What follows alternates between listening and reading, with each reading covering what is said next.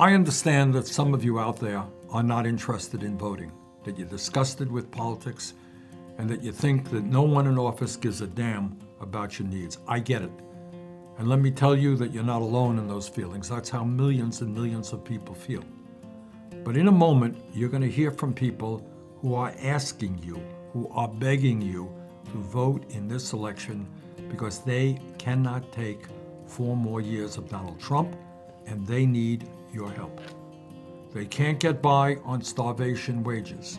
They can't survive without health care, and their lives are deeply impacted by the horrific levels of student debt they're experiencing.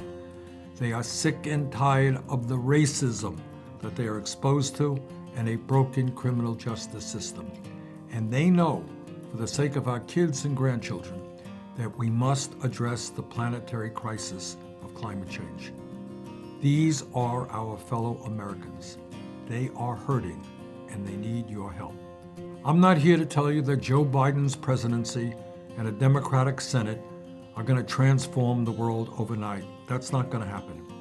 But I am here to tell you that those victories open the door for change. Instead of having to respond to all of Trump's craziness day after day after day, we can begin moving forward in protecting the needs of working families. We can end starvation wages in America and raise the minimum wage to a living wage. We can create millions of good-paying jobs by rebuilding our crumbling infrastructure, and we can have equal pay for equal work. We can do what every other major country on earth does and provide health care for all as a human right. And we can have paid family and medical leave. We are just a few days away from the most important election in the modern history of this country. And if I can't convince you to vote, I'll hope you listen to the people on this video and they tell you why it's absolutely imperative that you come out and vote. I'm voting in this election because at the beginning of the COVID-19 pandemic, I lost my job and my health insurance, and I've been struggling ever since.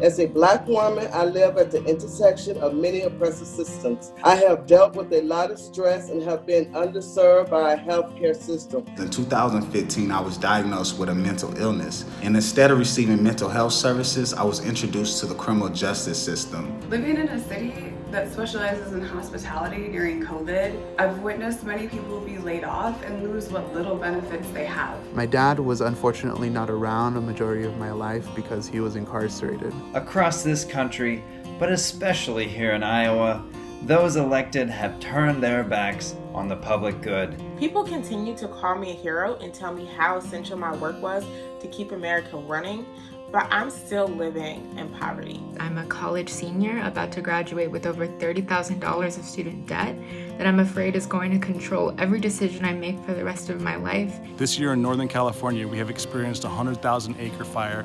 Our streams, our rivers have been detrimented by low flows and warm water quality, moving our salmon near extinction. Not having the ability to adequately provide for my family and my 4 kids definitely is a reason why we're going out to vote. My wife is a cancer survivor. I worry that she will lose the protection she currently has under the Affordable Care Act as it pertains to pre-existing conditions. As a gig worker for the last 3 years, I have seen our wages decrease significantly. However, the fares have increased. Electing leaders that will put people and planet over profit is the only way that I will have a future. Vote out the current administration that we have and get somebody in place like Joe Biden who we can have a conversation with, who we can hold accountable. People are dying for no other reason than they cannot afford to stay alive in America. I was never really into politics before, but once I realized what was at stake for me and so many others this year, I knew this election was not one that I could sit out. I'm voting this November, and I'm making sure my community votes for candidates that will put us on a path to Medicare for all. Voting this upcoming election is important because we need more housing and not handcuffs. I want a future, and I want my children to have a future, free from racial terror, and they need an environment that can sustain life for generations to come. It is now time that we all vote to protect the sacred. This election year is the most important election of my entire life.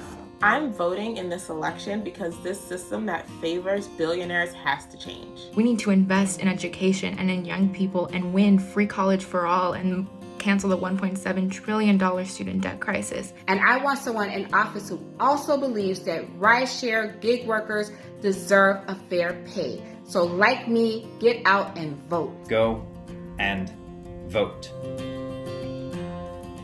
The simple truth is that despite hysterical opposition from the most dangerous president in American history, our agenda is gaining more and more support. But a lot of powerful people and corporations are counting on you not to make your voice heard. Do not give them that satisfaction. It's okay to feel frustrated. This is tough stuff. Change does not happen overnight as much as you or I wish it did.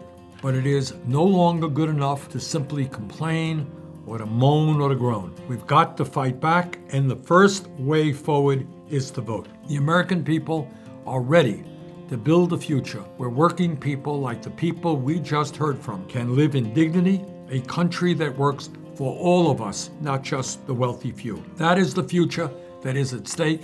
That's why this election matters, and that's why it is imperative that you and you and you come out and vote. Thank you.